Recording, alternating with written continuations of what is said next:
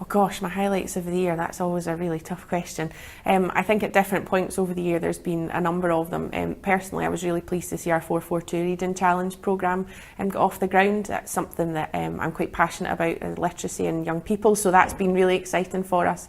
FFIT has of course just grown again and continues to be hugely popular and hugely successful. Some exciting developments to come in the coming year for that too. And of course, to finish it all off, we managed to win a UK Charity Award, which has just been fantastic for FFIT, so health and medical research, and we're just so proud to have won that. I think somebody at the event spoke to Derek, who was there at the time, and just said, you know, I was really impressed by that. I didn't realise you were just a team of 6. So I think one of the things I'm most proud of this year is the things that we've managed to achieve and the way in which our small but really wonderful team have been able to deliver above and beyond this year has been great to make sure that there's been life changes for the better for people across the country through our football clubs. I think we recognise that young people put themselves into categories. Perhaps that's, you know, because we as adults do it, but you're either sporty or you're academic, and I think that that doesn't necessarily have to be the case. So what 442 does is it attracts young people who potentially have the interest in football into their local libraries and encourages them to read. So it has that element of it. But what it also does is takes young people who really like to read and bring them into the sporting environment by offering them the chance to get the tickets to go to games. So I think it's something that will stay with us for a number of years. I think it will grow, and I think it's something that will quietly grow and develop. We had 14 clubs take part this season, and we hope to have more next season, and we already know that there's others interested. So I think it's something that will grow somewhat organically, and I must say that we had over half of the library estates in Scotland support us with this programme and do the 442 Reading Challenge, and they've been wonderful, as have our partners at the Book Trust. So for me, that can only grow, and in that respect benefit even more young people across the country. I think what FFIT does is twofold. So what FFIT first of all does is demonstrates our ability as the SPFL Trust and of our clubs to deliver successfully on national outcomes at a wide level. We have over 1,000 people taking part in FFIT this season, male and female. So very practically it demonstrates that football really is a powerful force for good, and that when we work with the right partners in the right structured way, we can really have an impact on an area that is a bit of a scourge of our time at the moment. You know, obesity is on the up, and that's something we want to be able to help improve. So in that respect, I think FFIT demonstrates there, and that's really important. In terms of FFIT more widely and what that's doing, we've seen a record number of women take part in the programme. We've introduced the active challenge. We have been testing for diabetes.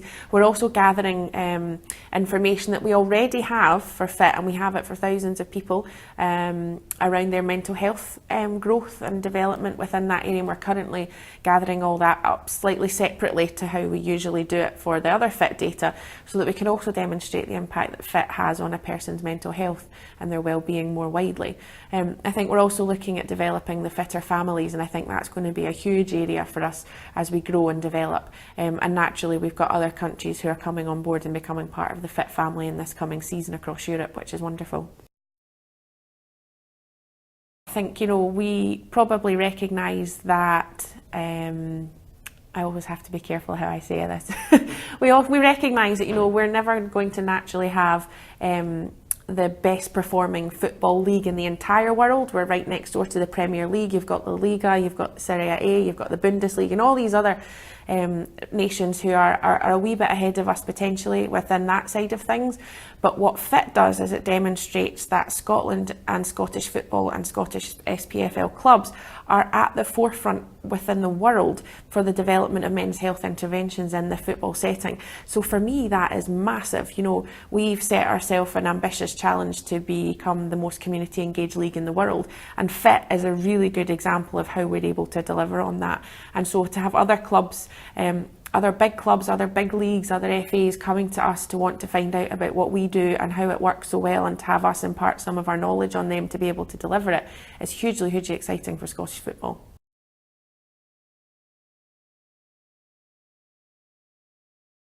You know, the way the Trust works is we look at society and we identify social needs where we think we have the ability and the capacity to make a difference. And for as long as mental health is an issue for people in Scotland, we will work on that, because we recognise the unique reach that football has across the country. It is very much a part of our culture and our identity and our society, and so we have an obligation, I feel, as the Trust, to use that to the best of our ability to help to reduce stigma, to encourage people to talk, to better understand mental health and how they may be able to support somebody who's struggling with theirs. I knew Chris years ago when I first worked at Falkirk Football Club, so it was again something very organic where our paths crossed with the Chris Mitchell Foundation, and I think that what we were all trying to achieve has aligned, and so that's something I feel very passionately about, not just because I know Chris, but having worked within a football club environment, and also having worked with young people who have just been coming to courses at football clubs. So this, these are not professional footballers, and also adults. It's very easy to see that there's mental health issues across our country, and I just think that we're so well placed to be able to help around that area. Part of that is around highlighting the circumstances of professional footballers and for them to feel supported. But I think one of the most important reasons we want to do that, because it's the only area really where we work directly with the elite side of the game, is that by demonstrating to society that professional footballers who people look up to as mentors and role models and idols are only human too and struggle with their own mental health, that for me then helps to sort of kickstart a wider conversation within our own society for the young people who are coming to our programmes who are struggling to engage with education, or for the adults who are struggling with their own mental health and are struggling to find work, for example.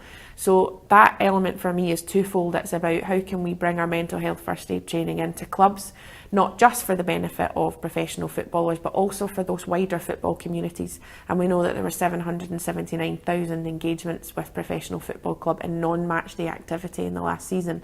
So for me, that's vital, and those two things go hand in hand. I think we'll always be able to do more, and I think personally from the Trust point of view, always strive to do more and better of everything that we do anyway. So we are looking at how we can grow and expand our mental health work. We also have a wonderful pilot with Hibs in the changing room, which is funded through Movember with our partners at SAMH. And what we're really trying to do there is, before rushing off and implementing something across the country, we want to make sure we get it right. So we're looking at that model, we're looking at how that works. It's got a 2-year pilot, we've got really great support from our partners, and it's really having a positive benefit for the men who are involved in that. So I think that's another area where we'll look to grow and develop. And I think also more widely, we also recognise that there's a real gap in provision for young people with mental health issues. We know that CAMHS is hugely overstretched, and that there's commitment just now to see how that can be improved. But we also know that when we look at the My5 support structure that's promoted to young people, where they have to identify 5 trusted individuals, we know that for the majority of those, if they're engaged in sport, their sports coach is one of those. So it's also around how can we upskill and within our community football club environments, so that there's somebody there who also can demonstrate an understanding of working with people, young people with mental health, because that's a very different thing to engaging with an adult who has mental health issues. So that's kind of 2 areas where we're really looking to expand. And I think more widely we're looking at how we can develop an awareness campaign that really absorbs that reach within the country to work towards breaking down the stigma even more. So I'm very proud of the work that we do in mental health, but as I sort of said earlier on when you first asked me, there's always more we can do across all the things that we're delivering. So for me, it's only going to become a natural progression. It's really good. So when I first started at the Trust, there was only 12 clubs who had registered charities, and so now we have 24. So what we are seeing is it's a bit of a movement, I might say, and that our clubs are better understanding this side of work and how that can fit into running a football club and 3 o'clock on a Saturday, and all the elements that have to be focused on for the delivery of a professional football team in a competitive league. So that's been really encouraging for us, and some of the other work we do is around capacity building. So we have been working with clubs who are looking to take a step further into the community engagement side of things. We're working with clubs who are setting up new charities and trustees. So for us it's really encouraging. I think we're very fortunate that we are generally the good part about Scottish football. We don't have to run the league and inevitably annoy people at certain points of the season. We're not the FA, so we don't have all the regulatory elements to factor in. So our relationship with the clubs is really positive, and to be honest, I think it's because of that positive relationship that we're able to deliver such wonderful projects. And ultimately, you know, we don't deliver anything ourselves. It's our clubs and the wonderful people within them who go out to the front line of things and engage with people across their communities to help improve their life chances. So without them, we really wouldn't be in a place to do very much. And so we're very grateful to them for all the support they've given us this last season. I think what we find is when we look at this community work, our clubs are in it for the right reasons. So when we do come together at events like our All Club Conference, we really do find that people are there, they're talking, they're sharing their ideas, they're praising each other, they're learning from each other, they're linking each other up with potential organisations and partners. So I think you're right. I think when it comes to the type of work we do, for us it doesn't matter where in the league you sit. It also doesn't matter you know, which league you're in. We've got, you know, 42 wonderful clubs who are all doing their best within their current business. And ultimately this is a football business. However, when it comes to the community side of things, all of that is almost irrelevant. In fact, we often say that professional football sometimes gets in the way of all the other things we try and do when we want access to pitches and players, and they've got sort of football first team commitments and things. So yeah, we should be very proud of ourselves, and I think you can feel that when you're in the room at something like the All Club Conference, and that's replicated when I go to conferences abroad and I see the impact that Scotland has within its own communities compared to other countries. So we're still in the throes of implementing our strategic plan up until 2021, and we've got some clear ideas within that around the type of interventions we want to deliver. So we are focusing very much on attainment, health and inclusion. That will be physical and mental health. We're looking at doing some work around autism, bringing young people into football stadiums in an environment that's more suitable for their needs. We're looking at our older persons provision, but with a particular focus around dementia and Alzheimer's, and also sort of safety, personal safety within the home. We're expanding out some of our partnership areas, and we hope to announce a wider, more strategic national partnership in the not too distant future, but I'll not give anything away just now. So I think there's the sort of project development side of things, but another area we really want to explore is around this capacity building element and the work that we can do to support clubs, because ultimately it's not just our projects clubs are delivering. In fact, the projects we deliver is just a fraction of the work that goes on across the country. So we recognise our responsibility where clubs want our help to be able to give them that support. So one of the things we're looking at doing is implementing a new post around capacity building with clubs, who will be able to better link them with organisations locally and nationally. So for us, that's some of the wider areas for development. We'll also look at FFIT, because that constantly grows and evolves. We're hopeful that we'll secure some funding for a pilot around fitter families, which will help us look at childhood obesity and those behavioural changes within the home more widely. Gosh, we've got golf days to come up. We've got FIT tournaments. We hope to launch our first FIT Family Day, and we're also conscious that we have a lot of women who take part in the football fandom training, and that they might not fancy taking part in a FIT tourney. We want to bring the whole family together, because we recognise that the journey for somebody on FIT is one that flows down into their household, whether it's a male or a female that takes part. So we want to bring all that in together and more closely align it. And then I think it's just around promoting the work that we're doing. I think sometimes there's still a misconception that football should just do it all anyway, and there's loads of money in football, and in other countries perhaps there are, and in Scotland I think we do very effective work on less resources. And so we want to promote and tell people that good news story.